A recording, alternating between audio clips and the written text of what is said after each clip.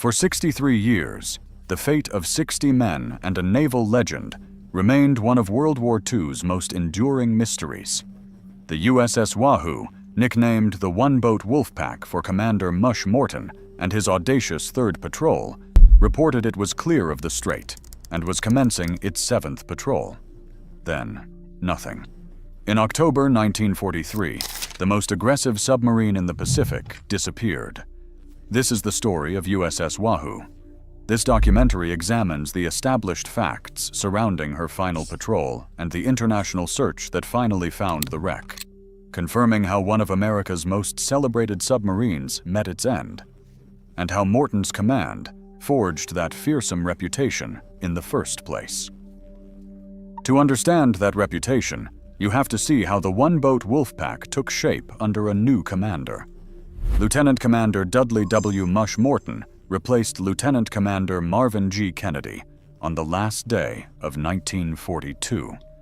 Having served as Wahoo's executive officer on its first 2 war patrols, he knew the boat, the crew, and the limitations they had faced. This change in command marked a fundamental shift in the submarine's operational philosophy. Morton instilled a culture of relentless attack that prioritized sinking enemy shipping above all caution.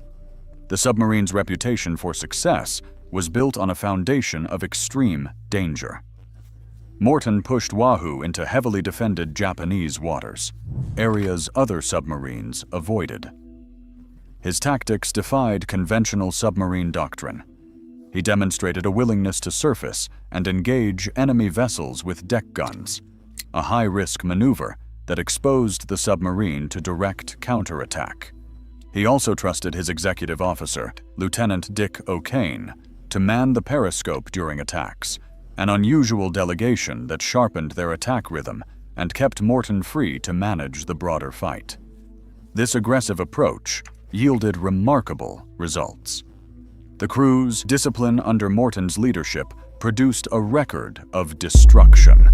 Across 3 successive patrols, culminating in the celebrated 5th, Wahoo launched rapid, coordinated attacks that sank 93,281 long tons of shipping and damaged another 30,880 long tons.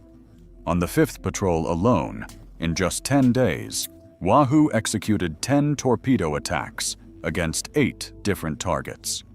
Admiral Chester W. Nimitz recognized the sustained impact with a Gold Star in lieu of a second Navy Cross. Wahoo accumulated 6 battle stars, a testament to its effectiveness. This doctrine also drove Morton toward the most contested waters on the map. The Sea of Japan represented a critical strategic objective. It served as a vital supply route for Japan, connecting the home islands to occupied territories and essential raw materials. Disrupting this lifeline promised outsized results for the risk. Morton's decision to force a passage into the Sea of Japan accepted that risk. Narrow straits, shallow shelves, and dense patrols favored the defender. Yet the potential for decisive disruption was irresistible. As Wahoo prepared for its 7th patrol, the crew carried forward the same aggressive ethos. A new piece of technology promised a different kind of attack. The final transmission came as Wahoo shaped her run north. Wahoo's 7th patrol began with a calculated shift in armament. Commander Morton chose to load the Mark 18 electric torpedoes rather than risk another patrol plagued by the Mark 14's defects.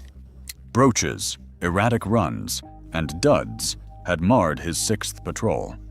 The Mark 18's electric drive left no bubble wake and offered a different failure profile, but it was still largely untested in combat. The boat pressed through the Kuril approaches toward the sealed Sea of Japan, a route the Japanese treated as a guarded corridor. During this final patrol, Morton attacked aggressively. Japanese sources later credited him with 4 sinkings totaling roughly 13,000 tons, including the passenger cargo ship Konran Maru, whose loss was announced by the Domei news agency on October 5th. The last traceable movement came with a surface transit through La Pérouse Strait, the narrow exit between Hokkaido and Sakhalin. It was the fastest way out after a strike, but also the most exposed. Japanese aircraft and patrol craft watched that channel closely. On October 11, 1943, Japanese reports describe contact with a surfaced submarine in the Strait and a violent, sustained response.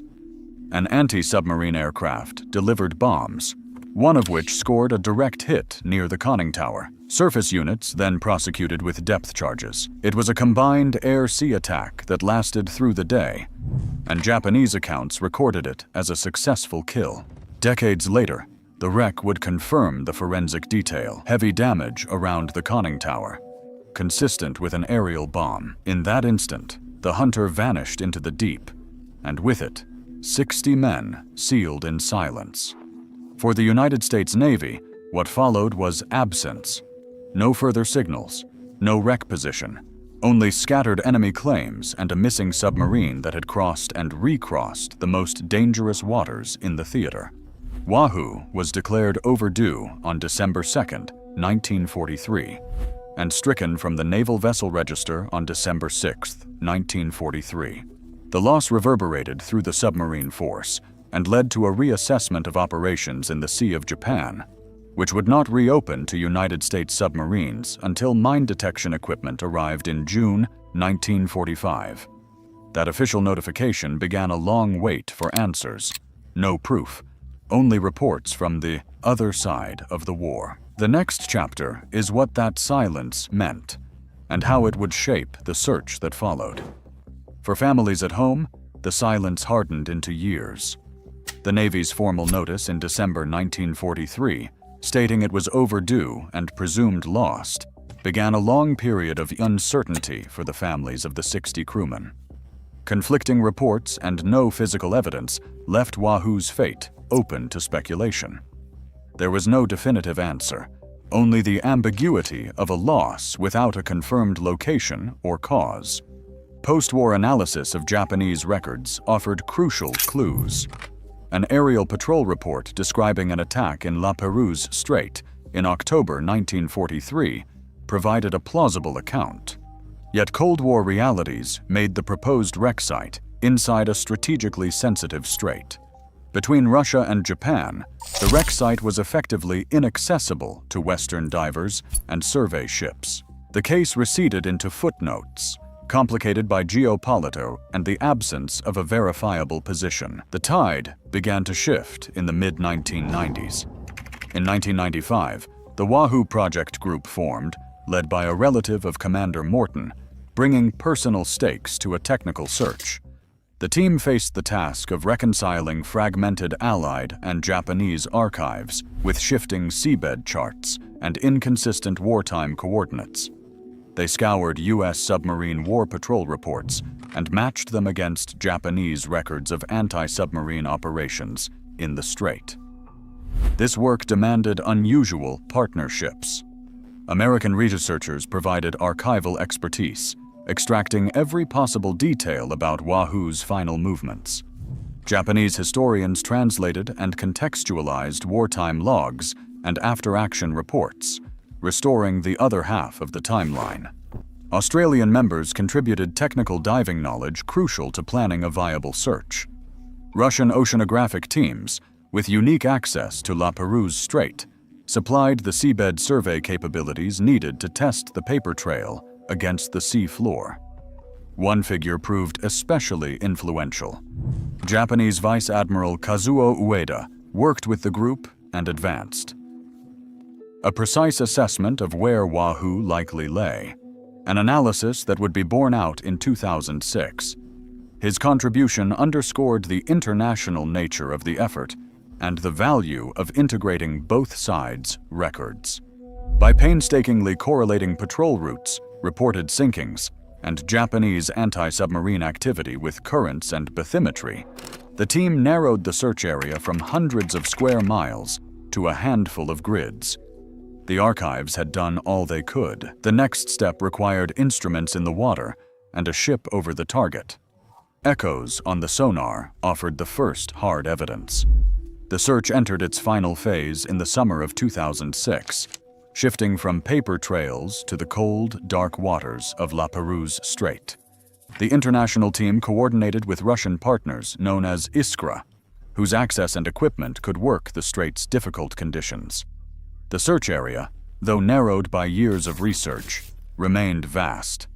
The weather was unforgiving, with strong currents and frequent fog, and the technology offered no guarantee against a wreck that had eluded detection for over 6 decades.